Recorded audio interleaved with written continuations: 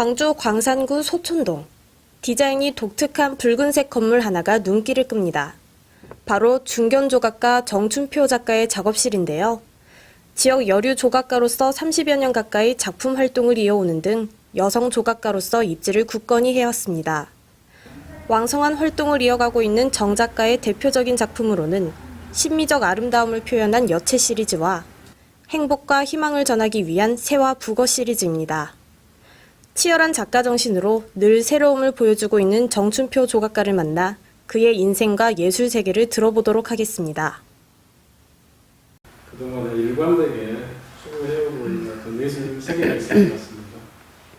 그림을 시작할 때 저는 굉장히 여체 누드에 관심이 많았습니다. 미학책에 가장 세상에서 아름다운 것은 여체 선이다라고 말을 했었을 때 바로 그거야 라고 굉장히 누드에 관심이 많이 있었습니다. 그래서 여자의 어떤 누드를 주 전공으로 여인을 만들고 여인과 자매, 모녀 이런 식으로 작업을 해왔었습니다. 그래서 그걸 가지고 진화를 시키면서 그 여인들의 형태 속에서 삶의 일상적 정서, 그 다음에 향기, 꿈, 모성, 가족의, 그 다음에 그 어떤 여인이 가질 수 있는 그 섬세한 정서 이런 것들을 피력하고자 하는데 여인을 선택해서 지금까지 작업을 해왔습니다.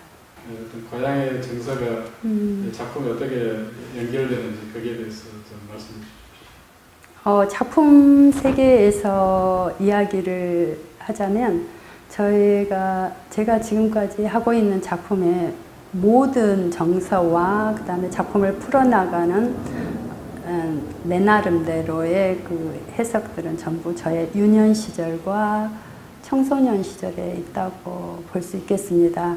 교육 레벨이 높으신 저희 부모님들이 엄마는 도시로 언니 오빠들 그 케어하러 가시고 저는 막내여서 아빠하고 혼자 둘이서 유년 청소년 시절을 보내는데 늘상 혼자 있는 시간이 많았고 그리고 중학교는 심리를 걸어갔다 심리를 걸어와야 되는 그런 길이었죠. 그러면 항상 내 옆을 그 스치는 꽃, 바람, 곤충, 어떤 사계의 변화 이런 것들에 굉장히 섬세하게 나한테 작용했었고 그때는 저희 아버님한테 그게 정말 불평불만이었었는데 지금 제가 작품을 풀어나가면서 누구보다도 큰 유산을 받았던 어떤 그런 시기에 있지 않았나 싶고 지금도 그 정서가 있기 때문에 사실 굉장히 제가 다른 사람보다 훨씬 더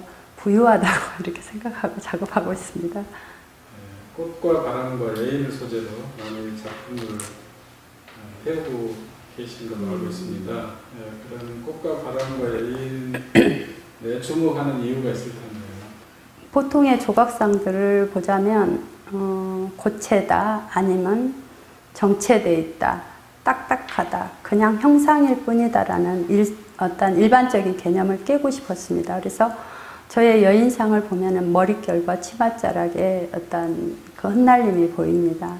그리고 꽃을 들고 있거나 꽃이 바닥에 놓여 있거나 꽃이 날린 듯한 느낌이 드는 어떤 형상들이 보이게 됩니다.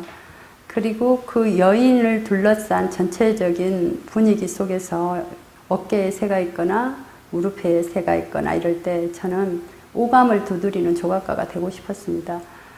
머리에 날림, 치맛자락에 날림은 바람을 의미합니다. 촉각을 두드리고 새의 소리는 청각을 두드리고 꽃은 후각을 두드리고 이렇게 하면서 조각을 보면서도 고체가 아니고 어떤 살아있는 형상과 내가 같이 호흡하는 듯한 교감을 저의 작품을 감상하는 감상자들한테 전달하고 싶었던 제 작품 의도 때문에 꽃과 바람과 여인 이거를 모티브로 잡고 가고 있습니다. 공공미술과 환경조성을 많이 해오셔가지고 대중과 굉장히 어떤 친근감을 갖고 계셔요. 네. 그런 부분에 대해서 좀 말씀해 주시죠.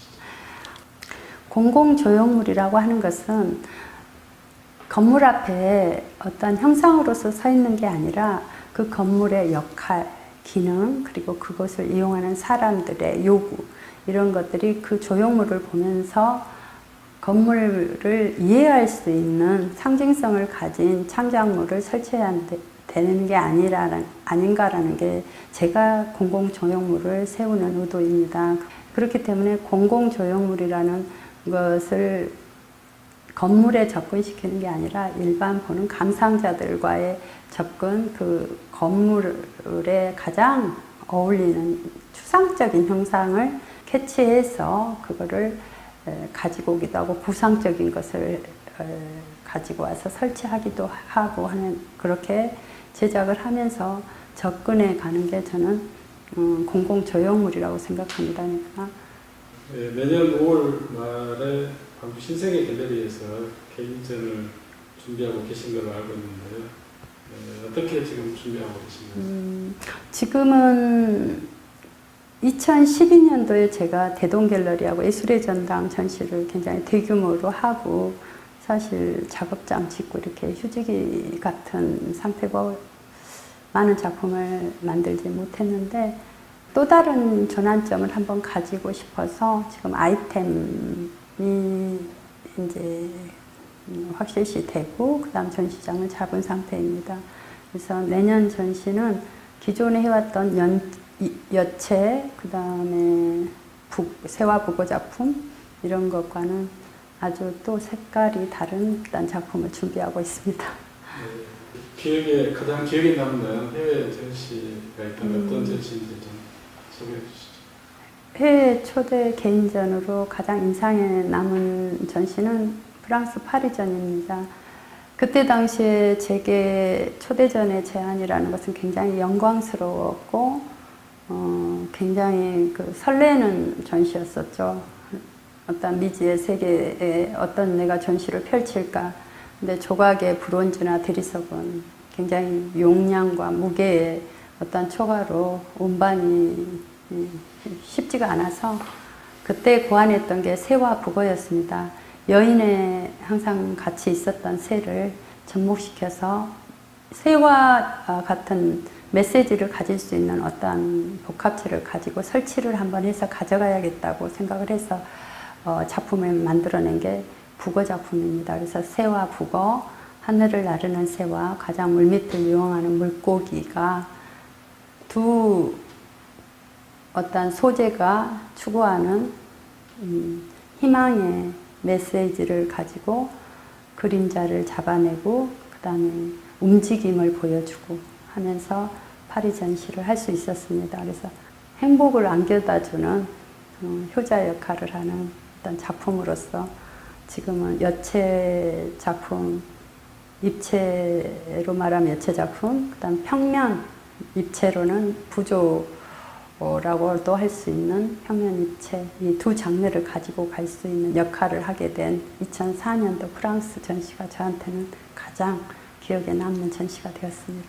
네, 그러니까 그런 작업에 대한 에너지를 끌어올리는 선생님의 작가 정신이 있으실 것 같아요. 작가의 정신이라는 것은 어떻게 보면 세상하고 타협하지 않는, 내가 선택한 것에 대해서 정말 굽히지 않고 꿋꿋이 전진만 하는 그것이 작가의 세계라고 생각합니다. 내가 작가라는 것, 나는 이 세상에 누가 뭐라 해도 조각가야 라고 할 수 있는 어떤 자긍심, 그 다음에 어떤 상황에서도 꿋꿋이 내가 내 생각을 가지고 갈 수 있고, 그 다음에 흔들리지 않고 내가 계획한 대로 전시를 실천한다던가 아니면 어떤 계획을 잡아서 내 프로젝트를 진행한다던가 하는 것들은 주변이 천지가 개벽을 해도 나는 내 할 일을 하고 있을 때 작가라는 길을 갈 수 있지 않나라는 생각을 하게 됩니다. 될 수 있으면 이렇게 조용히 고요히 아니면 깨끗하게 만들려는 자기 침잠의 명상이라든가 이런 것들이 필요해서 그것들을 내재적으로 작품으로 승화해서 가는 것이 작가의 세계지 않나라는 생각을 하게 됩니다.